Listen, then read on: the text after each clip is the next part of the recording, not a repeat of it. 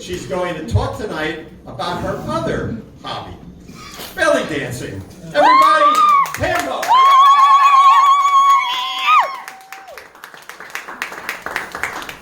Hi everybody, having a great time? Yeah. Isn't it great? Anyway, I took up belly dancing 25 years ago. And I was in my 40s and I was stuck working in the house, no friends. Wow. I had ballooned up to 400 pounds. So I says, I need a hobby, lose weight, find some friends, and feel better about myself. And I have to tell you that belly dance did it for me. Does it make you skinny? Obviously not, but I'm 100 pounds less than I used to be. So my family wasn't thrilled with it, you know, because people think that belly dancers are strippers. And to be fair, there are some similarities. We do wear skimpy clothes.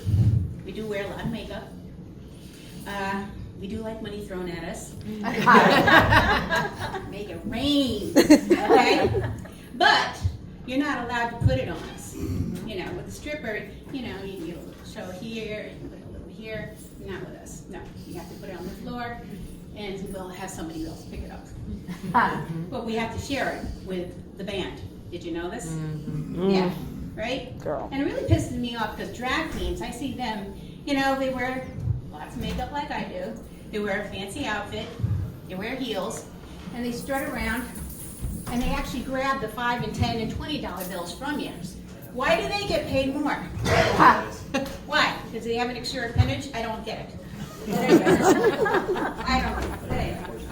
So when you start belly dancing, there's a lot to learn. There's a whole bunch of different styles. You know, most people think of the Rax Oriental, the pretty girls, you know, they wear the two-piece outfits, that's all bejeweled, you know, and they come floating with a veil, you know, and they're fun to watch. And then you get the tribal girls, you know, they're from California and that worked way eastward, and they always look pissed off. They have tattoos, they're very scary, they hold swords, they're the dangerous, okay? And then you have the Turkish, the Greeks, and the Romani dancers, and they're the party people. And they're not afraid to, you know, they're a lot of fun. Egyptian women are very feminine. They don't move. They don't open their legs. And you know, you have to give them money too, but you know, they're very cool about it. So when you get to be a dancer, you have to pick a dance name. Because believe it or not, when you're a teacher and a nurse, they have a clause. If they find out that you're doing this kind of stuff, they think you're whores or strippers or something like that, and they take away your licenses. So you have to pick a dance name. So my teacher had given me this 500-page book of, you know, names to choose from. It's like, what the hell am I going to call myself? So I picked Fairuz. Now Fairuz means turquoise in Persian, and it's my favorite color, and it's also the color of my eyes. And also nobody else has named it, so it was perfect. There was only one other Fairuz, but she spells it different. She's a Persian famous singer. So I got a lot of mileage out of being Fairuz and not my real name. Unfortunately, my son and my daughter unfriended me on Facebook.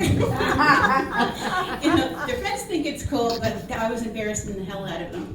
Like, nobody wants to see their mother in a two-piece, you know, shaking her thing and, you know, getting paid for it. So, and the other problem was that, you know, working full time and having all the job responsibilities, et cetera, like that, where are you going to get time to practice? So, I don't know if you know this, but belly dancers are practicing all the time. You'll be in a grocery store, and you're shimmying like this, and I'm getting the vegetables, and I'm getting mixed with it, and I'm reaching for this, and, you know, you have to practice.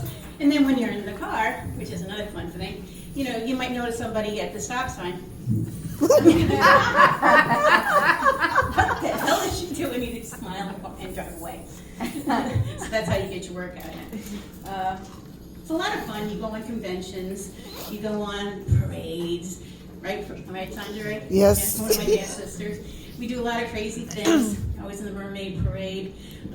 Traveled all over the place. I got invitations to Egypt and Turkey and Greece. And apparently, some Japanese person saw me at a performance in New Jersey. And apparently I'm very big in Japan. I don't know if they put me down as female sumo wrestler or doing very well dance. I don't know. It's just like, are you serious? It's like, yeah, you're very good in Japan. I was like, oh, I never even been there. Belly dancers, our love languages are presents. Give us coupons to Ulta and Sephora. Take us for massages. Take us out to dinner afterwards, because we don't eat beforehand or afterwards. Because you get gas when you're doing that, and you don't want to fart on people. This is true. And Oh my God. yeah, you have to learn how to do a lot of props, a lot of balancing. We balance whole platters of candles lit on top of our heads, bottles, water, baskets. As I said before, we have swords and stuff like that can really cut your hand, believe it or not. And also snakes, right? Yeah. The best class I ever had was Serpentessa. Yes, that's her name. And she has a whole business of doing snake therapy. And she has a whole collection of banana pythons. Now, the males are smaller than the females. The males are 4 to 6 feet long, and they're heavy when you put them on you. And the female took 3 of us to lift her up, and she comes really close to you before she gives you the snake to see if your pupils are constricted, because that means you're scared shitless, and she's not going to give you the snake. I was scared shitless of her, but I got the snake, and he's going around your neck, and you have to learn how to gently you're getting a little tight here. And if they want to go down, they're going down. They're not a product, they're a living creature. So, if you decide to dance with snakes, just be mindful that, your audience might freak out and stuff, or the cake might just go off, and then you have a real problem. Also, there's a big difference between a hobbyist belly dancer and one that does it for money. And the difference is plastic surgery.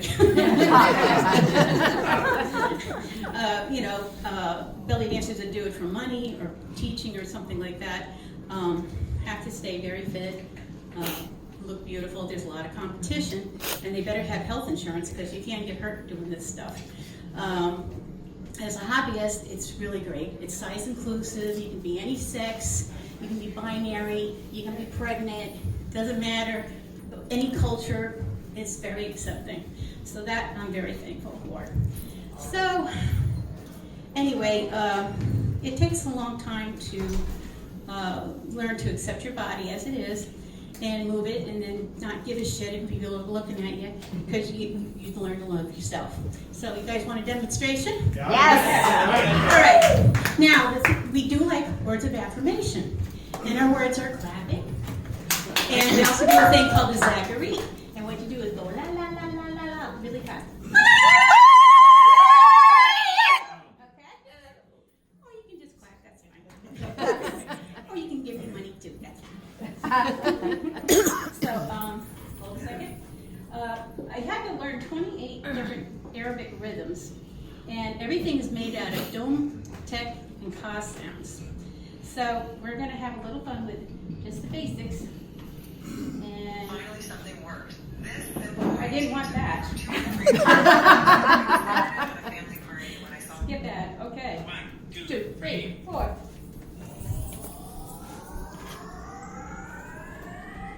Everyone's out here with their little 20-watt chargers, but this bad boy. Are you kidding me? 120. It's an absolute beast. Comes with extra Okay, I'll just shake it. USB-C lightning. You can pop out when you need them and snap right back in when you're done. You can charge pretty much anything, and it's great. Like playing through batteries full. The only thing is, I'm surprised they didn't write out. Dude, Oh, don't tell me it's not going to work. All right, look, I'll just demonstrate this way. So when you shimmy, you actually use your knees. It's not clicking. Okay? And you can go get outside. Okay? do that.